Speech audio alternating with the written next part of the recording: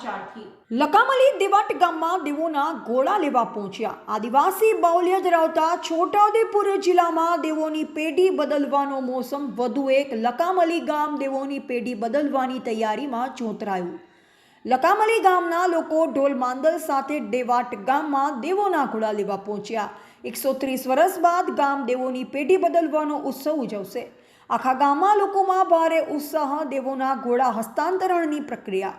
દેવોના ઘોડા ઘડવાનો ઓર્ડર જે કુંભારને આપ્યો હોય તે કુંભારના ઘરેથી દેવોના ઘોડા સ્વીકારતી વખતે બળવો ધૂણતો પ્રત્યેક ઘોડાને તપાસે છે, જે બાદ જ ઘોડાને ગ્રામ લોકો સ્વીકારે છે।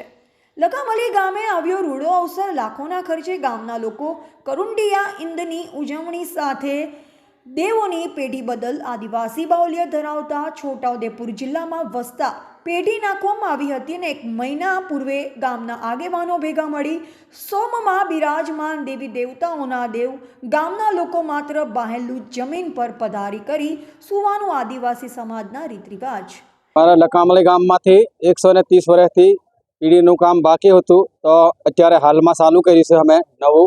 તે બધા ગામના આગેવાન નાના બધા વડીલું ડોહા બધા અમારા ઉંમરલાયક એવા બધા સોરા અમે આયોજન કર્યું કે અમારે વર્ષોથી આજ ઘડી પીઢી નાખીએ કરતા હતા, પણ આ વારે અમે બધા ભેગા થઈને ગામના સમિતિ થઈને આ બધું આયોજન કર્યું। આયોજન પૂછવાલ આ બધા અમારા ઘોડા ઘડાઈ ગયા। ઘોડા ઘડાયા પૂછવાલ અમે પછી બાબા દેવના ઘોડા લેવા લકામલી ગામથી દેવાટ સુધી આવ્યા।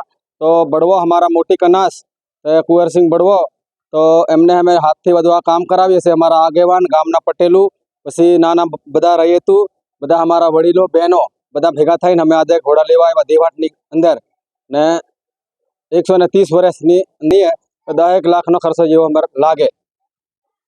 આજે લઈ જાય એટલે 17 તારીખે અમારે એની વિધિ દરેક થાનું કે મૂકવાની છે કે અમુક 17 તારીખથી અમારે દહીં દેવનું છે, ખેડુભાઈ છે કે મોટા દેવ છે, નાના દેવ છે, કોહાજો છે, એવો ભેટ છે, બધા દરેક સિમોડા બધા આપવાના અમારે વહંગે।